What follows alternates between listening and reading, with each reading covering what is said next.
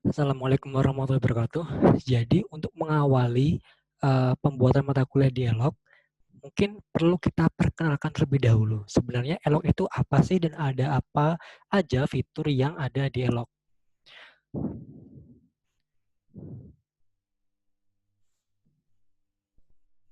Nah, pada video ini kita akan melakukan praktek elok untuk pengelolaan mata kuliah dan user, kemudian praktek elok untuk pengelolaan interaksi dan diskusi, dan praktek elok untuk pengelolaan asesmen atau penugasan dan ujian. Nah, capaian pembelajaran pada sesi ini adalah setelah mengikuti pelatihan, peserta diharapkan mampu menggunakan fitur dasar elok seperti melakukan pengelolaan mata kuliah atau manajemen course dan user, membuat course, menambahkan activities atau resources, melakukan pengelolaan user, kemudian melakukan pengelolaan interaksi dan diskusi, dan melakukan pengelolaan asesmen, penugasan, dan ujian. Nah, untuk fitur halaman awal website Elok UGM adalah seperti ini. Kita akan mulai membahas masalah elok dan fitur dasarnya. Nah, mungkin kita perlu bahas atau perkenalkan lebih dahulu apa itu elok sebenarnya. Nah, elok adalah sebuah sistem e-learning berbasis Moodle. Jadi seperti kalau misalnya in the real world, jadi kalau misalnya di lapangan, mata kuliah yang ada di suatu prodi atau departemen itu diampu oleh dosen, kemudian diajarkan di kelas-kelas, kemudian kalau misalnya ada tugas diberikan ke mahasiswa, kemudian kalau misalnya ada materi, kemudian dikirim ke ketua kelas, kemudian di-share ke yang lain seperti itu. Nah, sebenarnya ELOK itu adalah suatu sistem belajaran yang terintegrasi.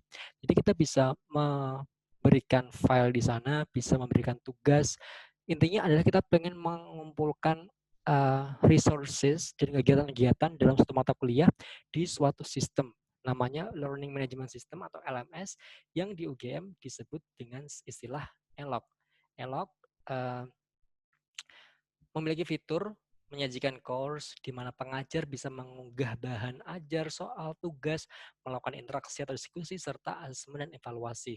Kemudian peserta didik melakukan akses ke sistem, kemudian memilih course yang disediakan atau sudah didaftarkan terlebih dahulu. Kemudian aktivitas peserta didik di dalam sistem ini akan terpantau kemajuan dan nilainya.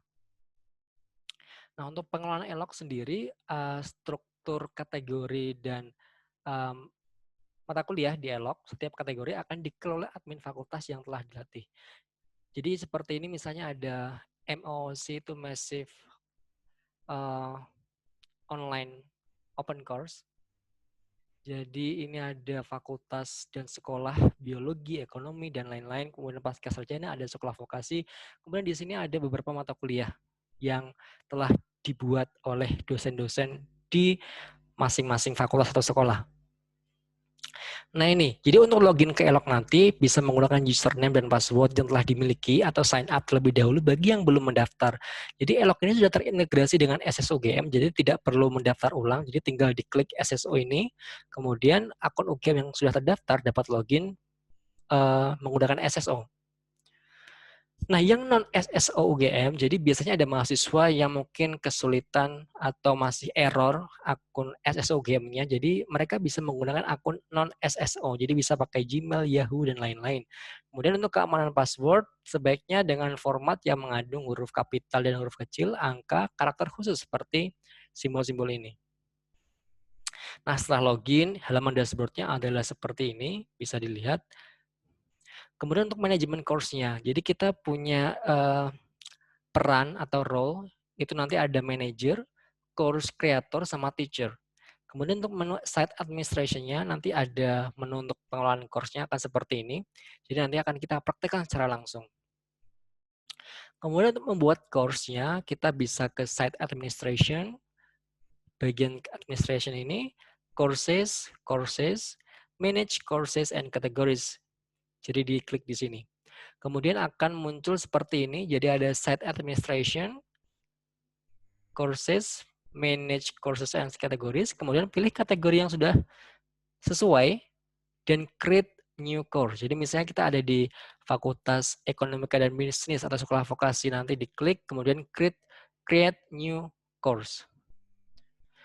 Kemudian untuk membuat course-nya, kita mengisi data course pada form yang tertera, Yang diberi tanda bintang itu wajib. Jadi yang nggak diberi tanda bintang itu nggak diisi, tidak masalah. Kemudian kita perlu ada short name digunakan untuk alat bantu pencarian seperti ini.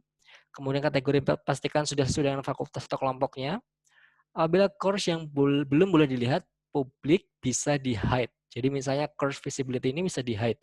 Kemudian waktu mulai dan selesai mata kuliah disesuaikan waktu pelaksanaan dan bisa diedit suatu saat.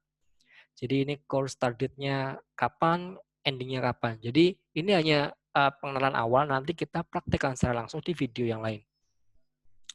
Kemudian membuat course summary, nanti mata kuliah ini membahas mengenai pengantar teori manajemen. Setelah mengikuti pembelajaran, mahasiswa diharapkan mampu bla bla bla dan seterusnya. Course image-nya nanti bisa diisi dengan cover halaman depan atau tidak perlu diisi dulu cover yang bagian sini. Kemudian setelah itu formatnya apakah mau topik format atau weekly format, itu nanti terserah yang dosen pengampu untuk membuatnya. Kemudian memilih number of section. Jadi misalnya ada 4 kali topik, kalau misalnya mingguan berarti ada sekitar 10 minggu dari awal mulai semester sampai nanti UAS. Kemudian setelah semuanya selesai, baru kita save and display untuk menyimpan. Kemudian kita telah selesai berhasil membuat mata kuliah di ELOK. Kemudian berikut ini tampilan jika course telah berhasil dibuat. Ini seperti ini. Kemudian secara otomatis role kita bertambah menjadi teacher. Pada langkah selanjutnya dibahas cara mengisi course dan activities. Kemudian untuk membuat aktivitas atau resources-nya, jadi kegiatan apa saja sih yang akan kita lakukan pada pertemuan ini, pertemuan kedua, dan seterusnya, dan apa saja sumber pembelajaran yang akan diberikan kepada mahasiswa.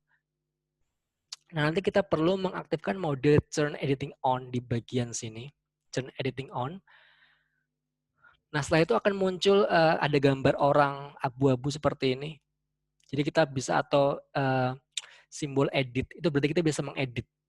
Jadi kita bisa menambah activity sama resource dan lain-lain. Ketika turn editing on-nya sudah diaktifkan. Jadi untuk activities-nya ada assignment, itu tugas, chat itu dengan chat biasa, choice, database, external tool, feedback, forum, glossary, listen, quiz, dan lain-lain. Kemudian ada resource-nya, ada book, file, folder, dan lain-lain. Jadi nanti kita tidak perlu semuanya dipilih. Jadi biasanya itu adalah secara umum, secara general, ketika kita memberikan materi kepada mahasiswa, yang biasanya kita lakukan adalah memberikan materi file berbentuk PDF atau PPT. Kita bisa mengklik ini resource-nya untuk file. Kemudian biasanya kita ada tugas. Nah, itu assignment. Yang lain-lain ini adalah fitur lain sebenarnya, tapi tergantung masing-masing dosen pengampu mau mengelola itu atau tidak. Tapi biasanya yang paling general untuk activities adalah assignment dan quiz. Resource-nya bisa book, bisa file, bisa yang lain-lain. Bisa juga video di YouTube, itu juga bisa.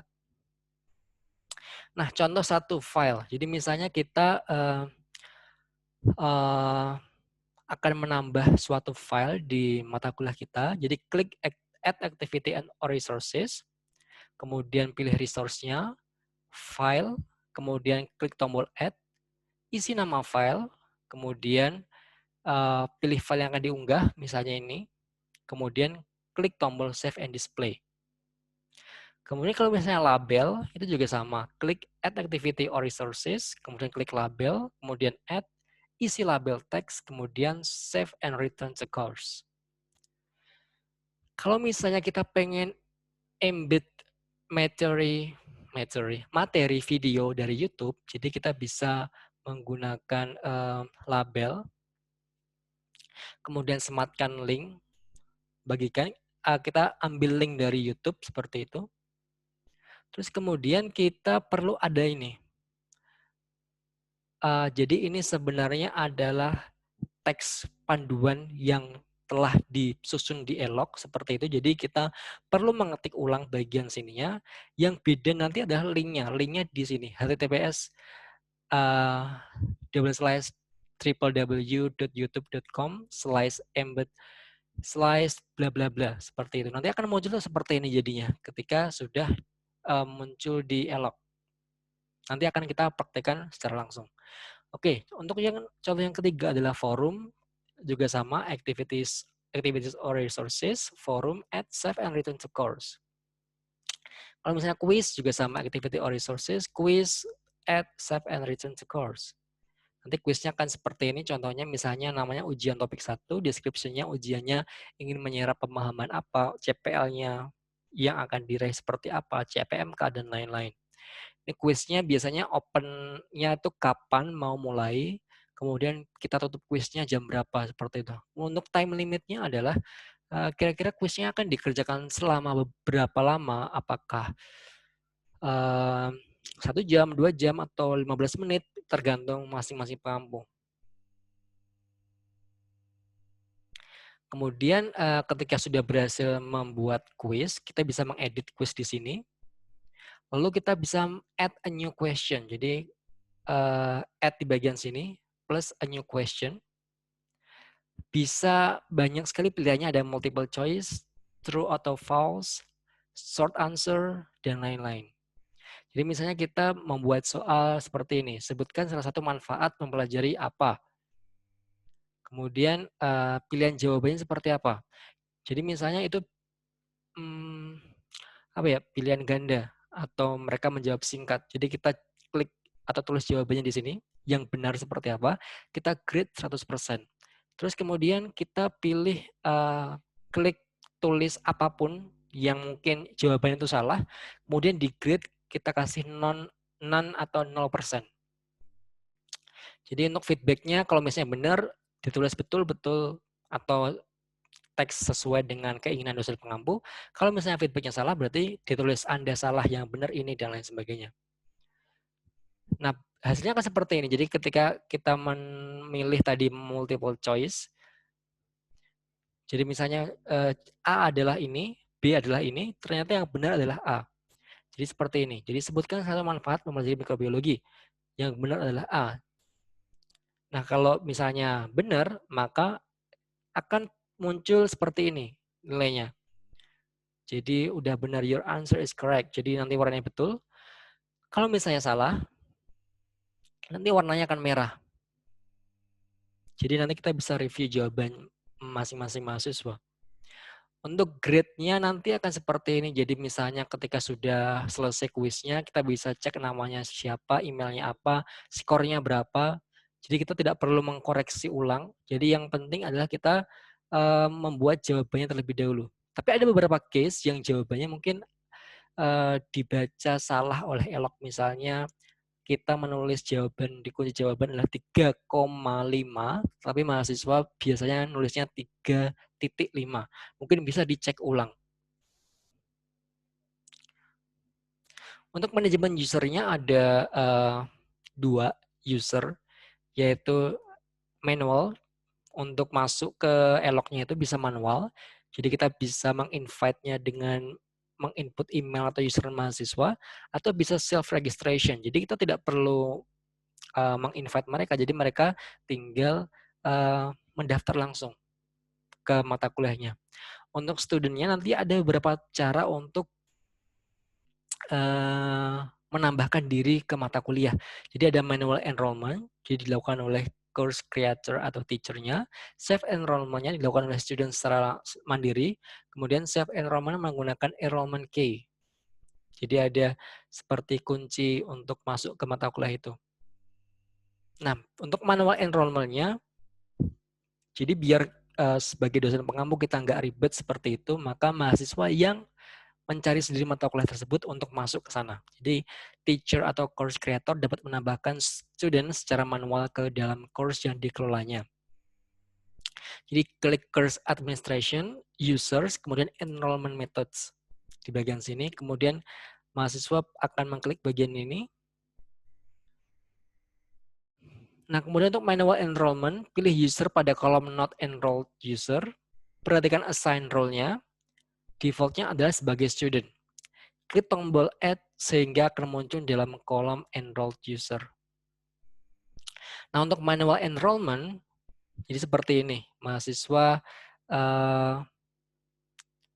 sebagai participants, kita klik di bagian sini, nanti akan keluar nama-namanya. Nah, untuk self enrollment ini adalah user yang terdaftar pada sistem dapat mendaftarkan dirinya pada course yang diinginkan. Jadi kita perlu mengizinkan mahasiswa untuk self enrollment sendiri menggunakan enrollment key. Jadi izin tersebut dapat diatur pada menu enrollment methods di bagian sini. Jadi metode bagaimana mereka masuk ke mata kuliah itu. Nah, untuk enrollment methods-nya untuk mengaktifkannya atau menonaktifkan bisa klik icon mata ini. Jadi kalau bisa enrollment berarti matanya tidak dicoret. Jadi untuk mengatur konfigurasi self enrollment klik icon gear. Jadi klik icon gear-nya ini. Kemudian user dapat melakukan self enrollment selama memiliki enrollment key yang telah diberikan oleh dosen. Nah, cara membuat enrollment key-nya kita klik gear-nya di sini.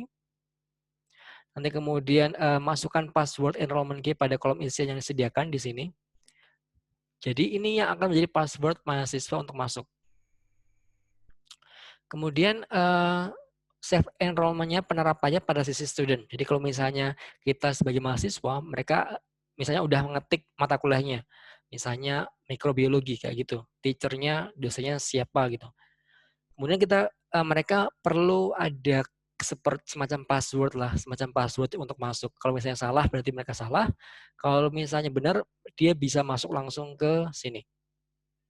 Oke, jadi mungkin kurang lebih seperti itu pengenalan eloknya elok yang ada di UGM.